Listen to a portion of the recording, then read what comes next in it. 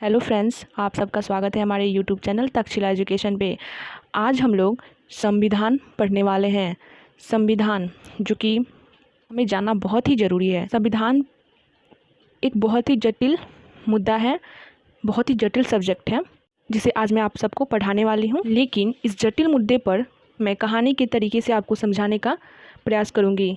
लेकिन ये जो मुद्दा है ये आसान नहीं है, लेकिन मुझे ऐसा लगता है कि गहरी और मुश्किल चीज़ों को जानने की इच्छा और सीखने की इच्छा हर एक किसी को होती है, बरसते अगर वे थोड़ा रोचक तरीके से सामने आ सके तो। जो हमारा संविधान है उसके बारे में कई कहानियाँ हैं, 20-25 कहानियाँ होगी। अगर आप अपने देश और उसके संविधान के बारे में जानना चाहते हैं तो आप हमारे साथ बने रहें। हमारे यूट्यूब चैनल तक्षशिला एजुकेशन पे संविधान का सारा पोर्शन कंप्लीट कराया जाएगा, एक एक टॉपिक कंप्लीट कराया जाएगा। सो आप हमारे साथ बने रहें। सिर्फ संविधान ही नहीं, हर एक एसएसटी का portion, science portion, reasoning portion, जो भी ये सब्जेक्ट हैं सारे कंप्लीट कराए जाएंगे। सो अगर आपको अपने देश के बारे में जानना है, उसके संविधान के बारे में जानना है, उसमें क्या कानून है, तो उसके लिए आपको सबसे पहले संविधान जानना पड़ेगा। ओके, संविधान को जानने का मतलब ये नहीं कि 2-4 आर्टिकल्स, 10-15 आर्टिकल्स पढ़ लिए, थोड़ा बहुत संशोधन पढ़ लिए, बस संविधान कंप्लीट, ऐसा नहीं है। संविधान को जानने का मतलब होता है कैसे कैसे संविधान बना और कैसे कैसे ये बना, क्या क्या संशोधन हुआ, क्यों हुआ, उस समय का स्ट्रगल क्या था, उस समय जो झगड़ा था संविधान बनाने का क्या था, इन सब को समझते हुए संविधान को हम समझेंगे। ये जो टॉपिक है संविधान, ये जितने भी एग्ज़ाम होते हैं हमारे भारत में, वनडे एग्ज़ाम हो या फिर आईएएस, पीसीएस, यूपीएससी, जो भी होते हैं, जिस भी लेवल पे एग्ज़ाम होते हैं, वो रेलवे हुए, एसएससी हुए, जितने भी एग्ज़ाम होते हैं सब में संविधान का बहुत ही महत्वपूर्ण भूमिका है। वो ऑब्जेक्टिव टाइप क्वेश्चंस हुए या फिर जैसे कि बीपीएससी हुआ, यूपीएससी, पीसीएस में जैसे कि हमें आंसर राइटिंग करनी होती है, उन सब में संविधान का महत्वपूर्ण भूमिका। इसलिए आपको एक एक टॉपिक के बारे में जानना ज़रूरी है बेसिक से, कि आप ऑब्जेक्टिव आए तो ऑब्जेक्टिव भी आप टच कर सकें और आपको आंसर राइटिंग लिखना हो तो भी आप उसे टच कर सकें। तो आप कॉपी पेन उठाइए और नोट करना स्टार्ट कीजिए और इसे इंटरलॉक करके पढ़ने की कोशिश कीजिए कि जो संविधान है, संविधान का कुछ पोर्शन इकोनॉमिक में है, कुछ हिस्ट्री में है। ये हिस्ट्री में ज़्यादा पोर्शंस है इसका संविधान का, तो हिस्ट्री, इकोनॉमिक, ये सब सब्जेक्ट को इंटरलॉक कीजिए और इसे समझने की कोशिश कीजिए कि संविधान जो है ये कैसे कैसे लागू होता है। ओके, हमारा जो भारत का संविधान है उसको हम आधुनिक भारत में पढ़ते हैं और पॉलिटी में भी पढ़ सकते हैं। ये दोनों सब्जेक्ट के लिए कॉमन है। ये हर एक एग्ज़ाम में निश्चित रूप से पूछे जाते हैं, जिसको आज हम समझेंगे और याद करेंगे। तो चलते हैं अपने टॉपिक की तरफ। संविधान। ओके, हम इस वीडियो में पढ़ने वाले हैं संविधान का थोड़ा सा स्ट्रक्चर, कि संविधान क्या है, इसका निर्माण कैसे हुआ। उसके बाद संविधान का हम संक्षिप्त से संवैधानिक विकास पढ़ेंगे आने वाले नेक्स्ट वीडियो में। ये संविधान का थोड़ा सा ओवरव्यू इस वीडियो में है, डिटेलिंग से हम अगले वीडियो में पढ़ने वाले हैं। संविधान का विकास से, भारत का संवैधानिक विकास से हमारा नेक्स्ट वीडियो में स्टार्ट होगा। तो सबसे पहले हम जानते हैं कि संविधान क्या है। संविधान जो है ये एक महत्वपूर्ण कानूनी दस्तावेज कहा जाता है, या फिर इसे हम वैधानिक दस्तावेज भी कहते हैं। संविधान को वैधानिक दस्तावेज कहा जाता है।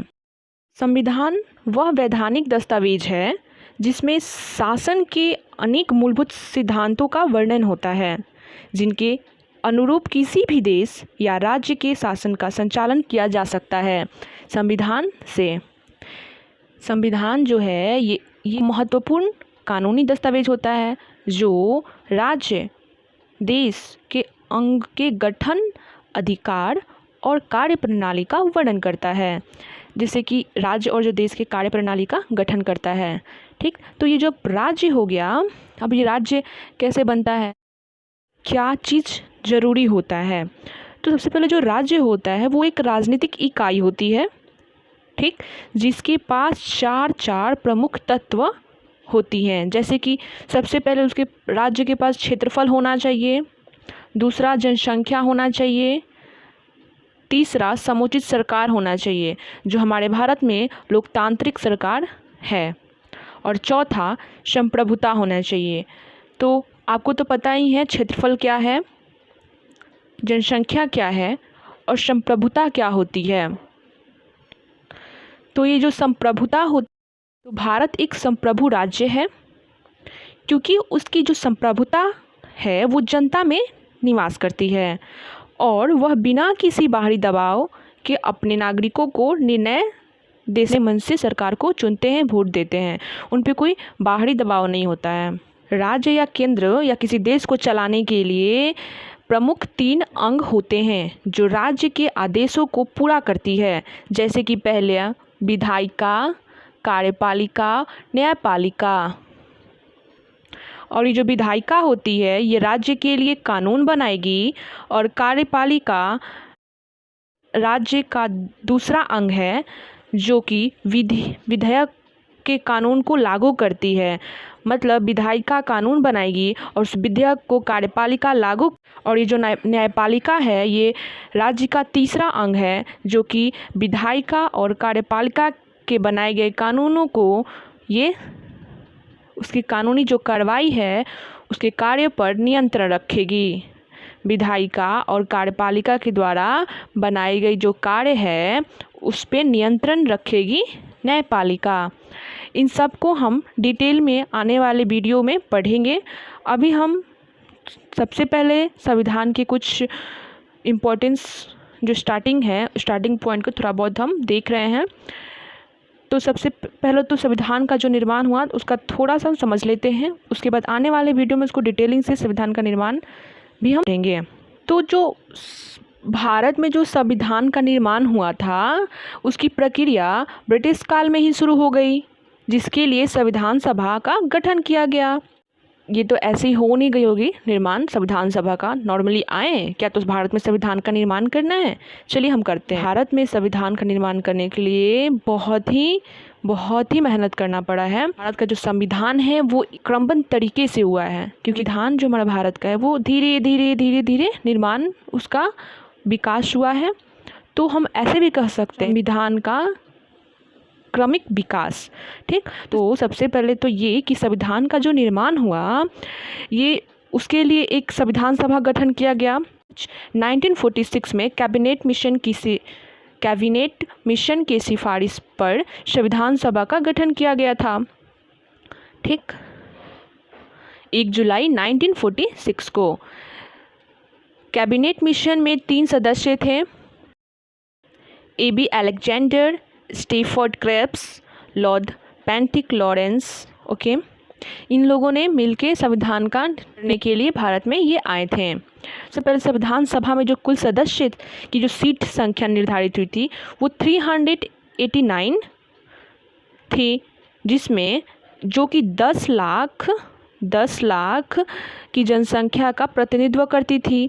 1946 में भारत से पहले तो संविधान सभा में कुल 389 सीट संख्या निर्धारित की गई, जिसमें कि 292 ब्रिटिश प्रांतों के लिए था और 93 देसी रियासतों के लिए था, जो कि 10 लाख की जनसंख्या पर ये 389 निर्धारित किया गया था।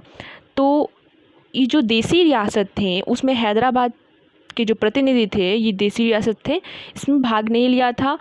लेकिन संयुक्त प्रांत जो देसी रियासत था इसमें सबसे ज़्यादा भाग लिया था, जो कि आज के डेट में संयुक्त प्रांत को यूपी कहा जाता है। हम संविधान के निर्माण के बारे में आगे और भी पढ़ेंगे, बस एक बेसिक समझ के तौर पे था। जैसे संविधान स्टार्ट हो रहा है तो थोड़ा बहुत आपको मालूम होना चाहिए।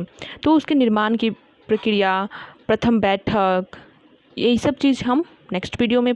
तो सबसे पहले जो भारत का जो संवैधानिक विकास पढ़ेंगे, जिसको हम 2 भागों में बांट के पढ़ेंगे, जैसे ईस्ट इंडियन कंपनी के अंतर्गत, फिर ब्रिटिश क्राउन के अंतर्गत, फिर उसके बाद क्रिप्स मिशन आए, फिर वेवल योजना, शिमला सम्मेलन, कैबिनेट मिशन, अंतरिम सरकार का गठन, माउंटबेटन योजना, भारतीय स्वतंत्रता अधिनियम 1947, संविधान सभा, फिर उद्देश्य प्रस्ताव, फिर संविधान सभा की समितियाँ, प्रारूप समिति, संविधान सभा के विकास के चरण क्या क्या थे और संविधान का लागू होना। आने वाले हमारे वीडियो में इन सारे टॉपिक को हम कवर करने वाले हैं। ये संविधान का पहला टॉपिक था, कुछ बेसिक समझ पे। तो आज की वीडियो में बस इतना ही। मिलते हैं नेक्स्ट वीडियो में। स्वस्थ रहें, खुश रहें।